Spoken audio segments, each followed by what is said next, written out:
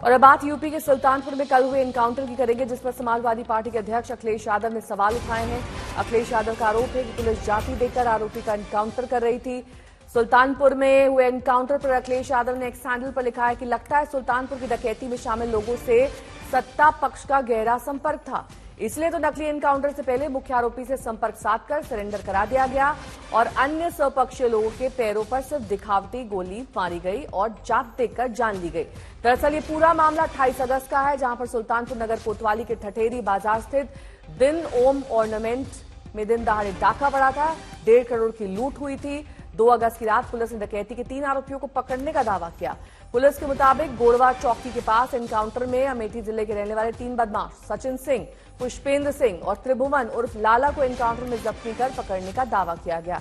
इसके बाद आज सुबह यह खबर आई कि पुलिस ने लूट में शामिल चौथे बदमाश मंगेश यादव को मार गिराया है। मंगेश पर 1 लाख का इनाम रखा गया था। समाजवादी मंगेश यादव के एनकाउंटर पर सवाल खड़े कर रहे हैं और जाति से इसे जोड़ रहे हैं। ये ट्वीट है जो अखिलेश यादव ने किया है, अध्यक्ष समाजवादी पार्टी। उनका ये कहना है कि इसलिए नकली एनकाउंटर किया गया, पहले मुख्य आरोपी से संपर्क साधकर सरेंडर करा दिया गया। बाकी जो उसके साथ उसके अन्य सहयोगी थे, उनके पैरों में फर्जी तौर पर सिर्फ गोली मारी गई। सुल्तानपुर की डकैती में शामिल लोगों से सत्ता पक्ष का गहरा संपर्क था।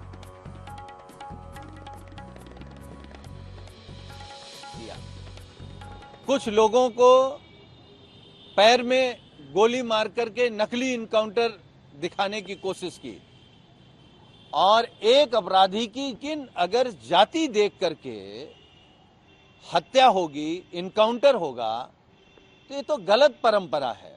आप सोचिए सरकार बदलेगी फिर क्या होगा। तो हम नहीं चाहते हैं कि जाति धर्म में सरकार काम करे या अधिकारी काम करे। उस गैंग में वो शामिल था ना, इस बात का प्रमाण है ना। तो उसको भी जब जानकारी थी उनको, तो उसको भी सिलेंडर करा देते कि सब लोग सरेंडर कर रहे हैं तो तुम भी चले जाओ। 4 बजे भोर में वो भाग रहा है पुलिस के ऊपर फायरिंग करते हुए, तो पुलिस जान बचाने के लिए उसके ऊपर फायर करेगी कि फूलों की वर्षा करेगी, माला लेके पहराएगी। तो जवाबी कार्रवाई में पुलिस ने गोली चलाया। गोली पुलिस नहीं जानती है कि ये किस जाति का है। अपराधी है तो अपराधी किसी भी जाति का हो सकता है। तो वो अपराध करने वाला व्यक्ति अगर गोली चलाया है, उसमें लिप्त है, तो जो पुलिस ने कार्रवाई किया वो सही किया। कुमार अभिषेक मेरे सहयोगी इस वक्त तमाम जानकारी के साथ सीधे लखनऊ से जुड़ गए हैं। कुमार अभिषेक, ये जो समाजवादी पार्टी की ओर से आरोप लगाए जा रहे हैं जाति को लेकर खास तौर पर, इसमें कितनी सच्चाई है? क्योंकि एनकाउंटर को लेकर अक्सर संशय लोगों के मन में होता है, लेकिन तस्वीर साफ कीजिए। देखिए नेहा, मुझे लगता है कि बहुत सारे इनकाउंटर होते रहे हैं, ये कोई पहला इनकाउंटर नहीं है।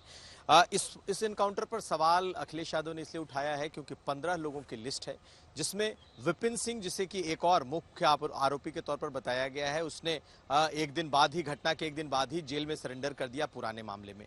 पुष्पेंद्र सिंह और दूसरे भी हैं, उनको बाकायदा उनको पैर में गोली लगी है। और मंगेश यादव पर इनाम था, 1 लाख का इनाम था और उसे आज एसटीएफ ने मुठभेड़ में मार गिराया है। अगर आप लिस्ट को देखेंगी तो जाति के हिसाब से ये दिखाई देगा कि हाँ, एक जाति का मरा है, कुछ दूसरे जाति के लोग एनकाउंटर में पकड़े गए हैं और वो जेल में गए हैं। अखिलेश यादव इसी पर सवाल उठा रहे हैं और उनका कहना है कि जाति देखकर गोली मारी जा रही है। निश्चित तौर पर आप नाम को देखेंगी, नाम के आगे अगर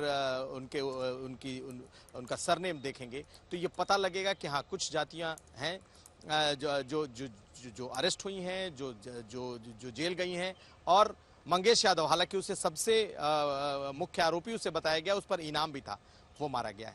तो अखिलेश यादव ने तो निश्चित तौर पर ट्वीट करके इसको एक सियासी लुक दे दिया है, लेकिन मुख्यमंत्री ने भी आज अयोध्या में इसका कुछ न कुछ जवाब दिया है और कहा है कि जाति देखकर कभी किसी अपराधी पर कार्रवाई नहीं होती।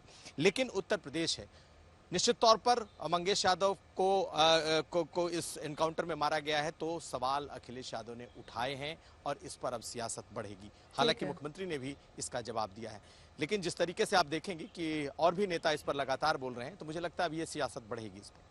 ठीक है, बहुत बहुत शुक्रिया तमाम जानकारी के लिए आपका।